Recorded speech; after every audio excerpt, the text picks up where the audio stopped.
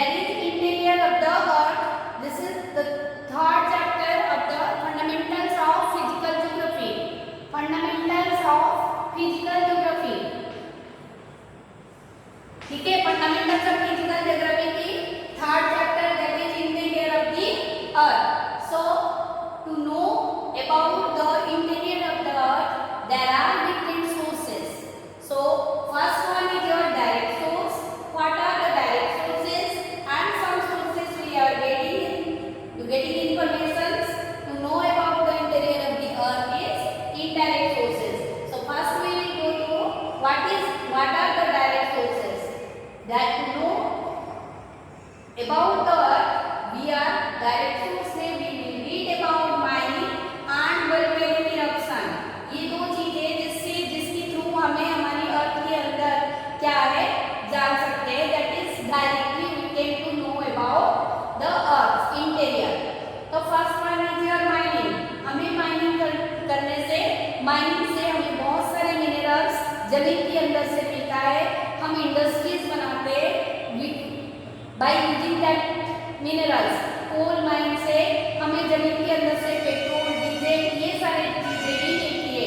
तो उससे हमें पता चलता है कि जमीन के अंदर, हमारी अर्थ के अंदर all this things are present. So ये दो माइनिंग्स हम कितने किलोमीटर तक किए हैं अभी तक? That is 3 to 4 kilometre. And सबसे डीपेस्ट ड्रिलिंग कहाँ हुआ है? Polar, it is in Arctic ocean. यहाँ में 12 किलोमीटर तक जमीन के नीचे ड्रिलिंग होके उससे हमें पता चला है to what is inside of the earth. ठीक है, बट इससे ज्यादा अभी तक किए नहीं हैं हम कि कितने किलोमीटर तक नीचे जमीन में क्या क्या है. हाँ, but we know the diameter of the earth is 6,370 kilometer. What is the diameter of the earth? 6,370 kilometer. और हम कितने किलोमीटर ओनली ड्रिल किए हैं? 12 kilometre. It is very less. Okay, then first one is direct source की mining. Then second one is your volcanic eruption. What do you mean by volcanic eruption? Volcanic eruption से क्या होता है? जमीन के अंदर से कभी-कभी लिक्विड फॉर्म में minerals comes out, and while it came out with the contact of the atmosphere it solidifies and turns into different types of rocks. ठीक है, ये जो वोल्केनिक इरप्शन से जो लिक्विड थिंग्स आते हैं, that is known as lava. Lava से हमें पता चलता है तो कि different types of minerals are present inside the earth and they are comes in the form of liquid. So इससे हमें क्या पता चलता है कि ये इतने सारे मिनरल्स लिक्विड फॉर्म में क्यों होते होंगे? Because of the high temperature. ठीक है, take the example of our southern part of India और peninsular India, that is totally made up of lava. किससे बना है? लावा से बना है. तो वहाँ की जो रॉक्स एंड मिनरल्स है, वहाँ पे मिनरल रिच एरिया होता है, प्लेटो रिजर्व होता है. So that is made up of लावा. ये कैसे होता है कि जमीन के अंदर से लावा कम्स आउट, और उसको क्या बोलते हैं? Volcanic eruptions. ये दो चीज से हमें क्या पता चलता है कि रियली अर्थ की इंटीरियर ऐसा होता है. और one more thing, that is sometimes we found meteors. Space से क्या होता है? आकाश से कभी-कभी टूटा हुआ तारा जो हम बोलते हैं, कभी-कभी meteors also reaches on the surface of the earth. ठीक है, जब that meteors reaches on the surface of the earth, तो उसको देखने से that the shape of the earth, meteors जो स्पेस हेवनली बॉडीज होती है, सबकी इनसाइड और सबकी स्ट्रक्चर सेम होते हैं. The formation that was same. So meteors की भी जो लेयर्स होते हैं, and that was also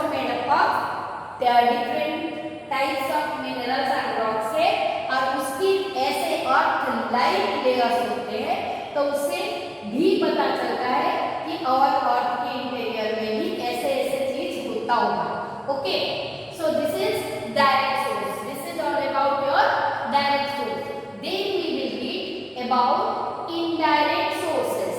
indirect sources, indirectly we came to know many things about the interior of the earth. So what are the indirect sources? First one is density, second one temperature, third one your pressure, fourth one is your seismology. Density, temperature, pressure and seismology. Before we will go through that indirect sources, we should look towards the structure or what is believed, what type of physical features are inside of the earth. कैसे होता होगा, जैसे कि मैंने आपको बताई कि material से भी पता चलता है, वोल्केनिक इरप्शन से भी पता चलता है, डायरेक्ट सोर्सेस से। सो हमारी जो अर्थ है वो 3 लेयर्स में है।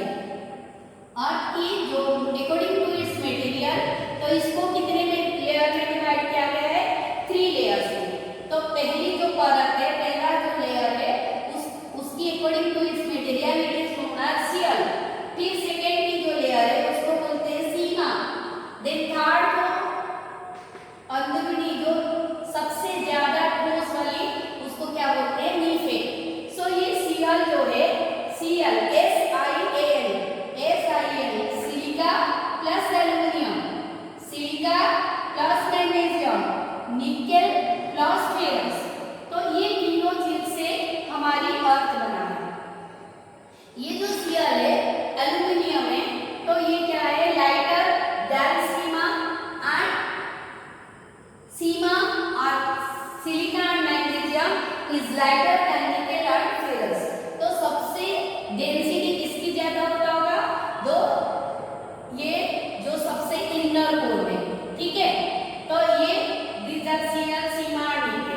हमारी ये जो शियल, सीमा और नीफे है, उसकी ये तो पहले हमें according to the material given the names 3 layers की नेम से शियल, सीमा और नीफे, ठीक है।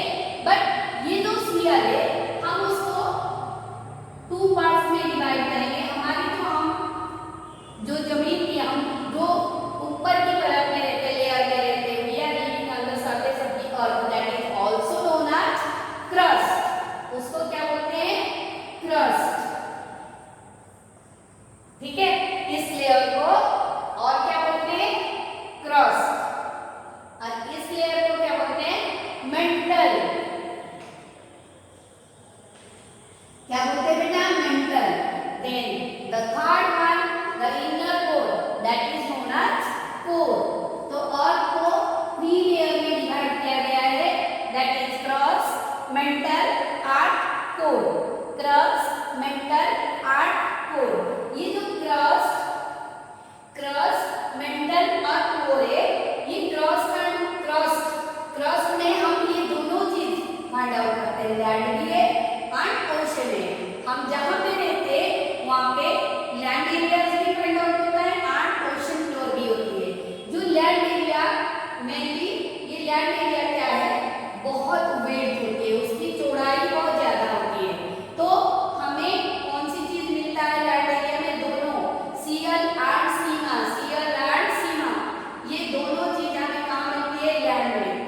बट ओशन फ्लोर में only we found sima, only we found Seema.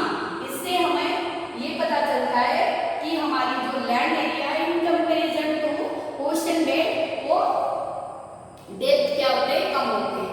Okay, सो आपको ये लेयर्स की different names I am giving. Here I get sial, sima, nife, and here I get crust, mantle and core, है ना बेटा? Then this crust also known as lithosphere, इसको और क्या बोलते हैं? Lithosphere. Then again this mental is known as pyrosphere and this core is also known as centrosphere. Centrosphere, okay. This much they come to this indirect source. Indirect sources में हम क्या पढ़ेंगे? पहले डेंसिटी।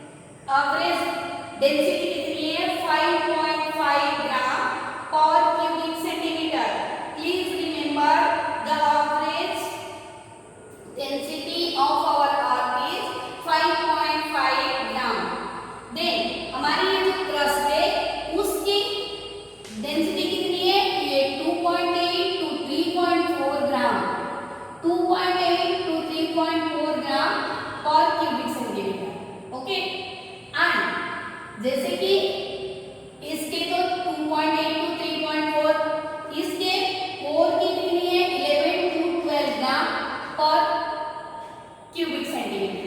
तो इन मीडियम मेंटल की क्या है? 5.5। That is why हम मैथमेटिकल कैलकुलेशन से अर्थ की एवरेज नहीं निकाले। ये एवरेज क्या है? क्रस्ट की अलग है, कोर की अलग है, तो इन मीडियम मेंटल की जो एवरेज है that we take earth average of the earth's density. तो अर्थ की डेंसिटी कितनी है? 5.5 gram per cubic centimetre, per cubic centimetre. Okay, तो ये जो अकॉर्डिंग टू डेंसिटी और अपनी किसकी चारों तरफ घूमती है? एक्सिस की चारों तरफ घूमती रहती है। तो अकॉर्डिंग टू इट्स डेंसिटी ये कोर की जो मूवमेंट है वो ज्यादा स्पीड होते हैं, मेंटल की मूवमेंट उससे कम होती है, एंड क्रस्ट की मूवमेंट उससे कम होते हैं। तो एक सबसे लाइटर थिंग क्रस्ट में है, तो सबसे लेस मूवमेंट किसमें होता है? क्रस्ट में। क्रस्ट की मूवमेंट कितनी है? होल ईयर में only moves 5 centimetre, 5 centimetre. The crust moves 5 centimetre every year. वो जो प्लेट टेक्टोनिक है और ऑलवेज मूव करता है, that is why we are unable to feel कि the earth is moving and we are also moving, है ना? हमें इसलिए पता नहीं चलता है।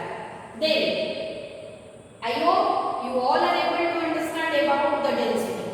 Through the density, we came to know about the interior of the earth. As density increases, आप क्रस्ट से मेंटल तक जाओगे, मेंटल से कोर तक जाओगे, डेंसिटी क्या हुआ? इंक्रीज होते गया। जैसे जैसे डेंसिटी इंक्रीज हो जाएगा, टेम्परेचर भी इंक्रीज होते जाएगा। आप जमीन के जितने नीचे नीचे जाते जाओगे, 100 मीटर बिलो जाने से, if you go below 100 metre, कितनी डिग्री सेल्सियस इंक्रीज हो जाएगा temperature? 2 to 3 degree Celsius. 2 to 3 degree Celsius temperature will increase. And if you go beyond 90 kilometre, 90 kilometre के नीचे जब तक चले जाओगे, तो no material will found in solid form. Solid form में आपको कोई भी मटेरियल मिलेगा नहीं। कहाँ पे? Below 90 degree, below 90 degree. Okay, सो हमारी जो अर्थ की ये क्रस्ट है, क्रस्ट कितने किलोमीटर तक एक्सपांड हुआ है? 100 किलोमीटर तक। हमारे जो क्रस्ट है वो 100 किलोमीटर तक एक्सपांड हुआ है। तो इससे हमें क्या पता चलता है? If you go 90 kilometre, then you can found the solid forms. Below 90 kilometre आपको कोई भी मटेरियल आपको सॉलिड फॉर्म में नहीं मिलता है, और इतनी टेम्परेचर हाई हो जाता है कि लिक्विड फॉर्म में जब टर्न हो जाता है, तो उसमें हमारी radio active materials, due to radio active materials उसमें फ्यूजन्स होते हैं और एनर्जी क्रिएट होते हैं।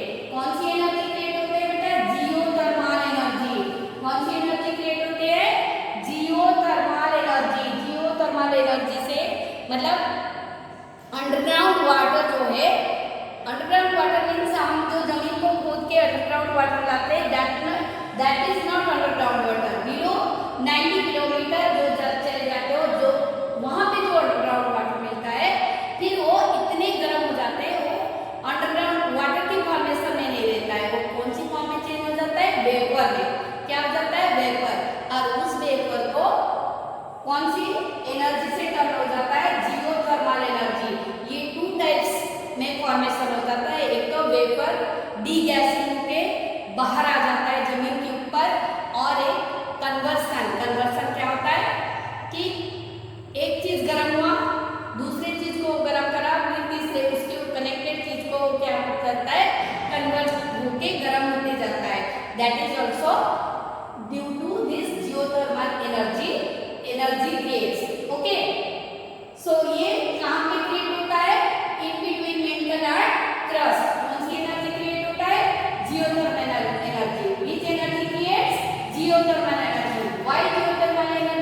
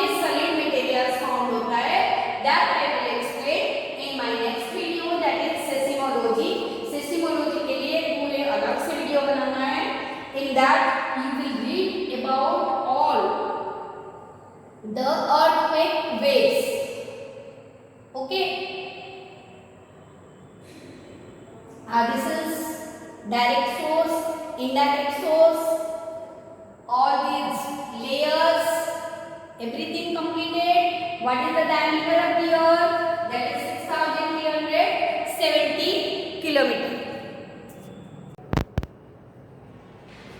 So next is our seismic wave. Seismic wave means it is the earthquake or the movement of the materials that is present in the earth's inside. See, look at this picture. If this is the interior of the earth, if somewhere the movement took place, that is earthquake. Okay, the point from where the earth's shaking or movement starts, that particular point is known as focus.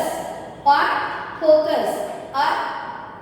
After that, we on the surface of the earth where immediately we are experiencing कि यहाँ से start होता है, तो ये तो interior of the earth, so we are experiencing the where the point or the area where immediately we are experiencing the earthquake, that point is known as epicenter.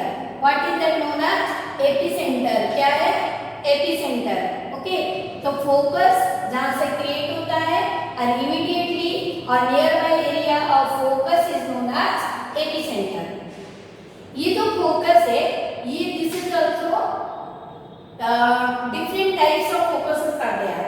Look, this is the different layers of the earth. Different layers of the earth.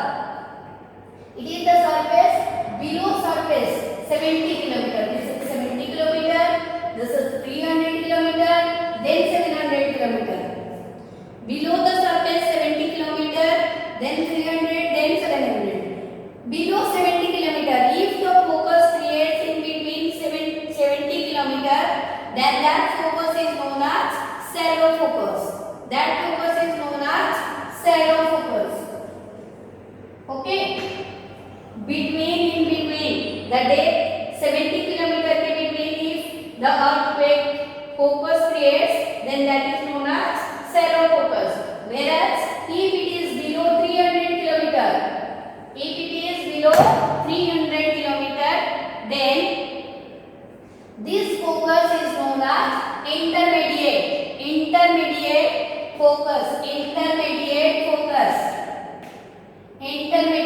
focus. Okay. Then if below 700 kilometer, from the surface to 700 kilometer below, if the focus created, then that is known as deep focus. ये सारे interior of the अर्थ में create होता है and it moves, we experience on the surface of the earth. So how the earthquake movements are moved and we are experiencing at epicenter, that we will read through this chart. See, seismic wave, as I said, focus पहले create होता है और जहाँ पे immediate we experience that area is known as epicenter. ठीक है, वैसे इसकी जो waves है, that is divided into four types of waves inside of the earth. It moves. First one is P wave, second S wave, third one L wave, and fourth one is tsunami wave. Okay, P wave, S wave, L wave and tsunami wave. ये जो P wave है, P wave also known as primary wave.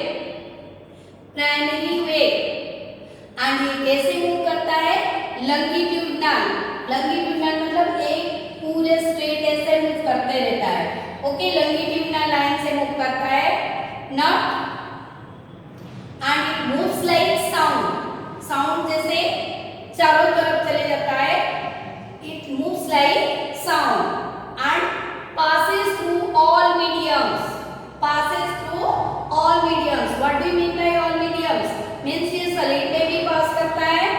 इस P wave में primary wave it passes through solid, liquid and gas. Okay, and it is इसकी जो movement है ये very 40% faster than the secondary wave. P wave it is known as primary wave. ये कैसे move करता है? longitudinal से, और इसकी movement also it moves like sound and it passes through all the mediums. See, इसकी frequency ऐसे ही होता है. Okay, frequency just like this. So ये less destructive. इसकी रिजल्ट क्या होता है प्राइमरी वेव से? इसकी लो वेवलेंथ, ये सारे वेवलेंथ्स होते हैं, वेवलेंथ्स. ओके, एंड इसकी जो ये ज्यादा हाइटेड नहीं होते, लो वेवलेंथ होता है. वेवलेंथ ये जो डिस्टेंस है, ये डिस्टेंस है वो वेवलेंथ होता है. तो ये low wavelength and low destructive. Which one? Primary wave. Okay, then we will read about secondary wave. P wave and S wave. ये जैसे अर्थ है, ये बॉडी वेव, बॉडी मतलब इनसाइड द अर्थ ही मूव करते हैं दोनों. P wave and S wave. P wave and S wave कहाँ मूव करते हैं? इनसाइड द अर्थ, है ना. तो दैट इज व्हाई ये that is known as body. Body मतलब इसके अंदर अंदरूनी मूव करते हैं. That is why this two waves are known as body wave. S wave is also known as secondary wave and it is also called transverse.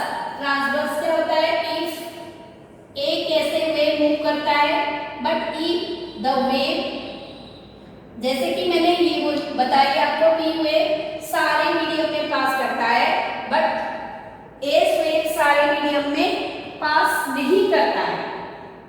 ठीक है, तो इसको रास्ता नहीं मिलता है तो वो 90 डिग्री में क्रॉस कर लेता है. So this wave is known as transverse, कि कहीं से भी कट करके अपनी रूट चेंज करना. This is transverse wave.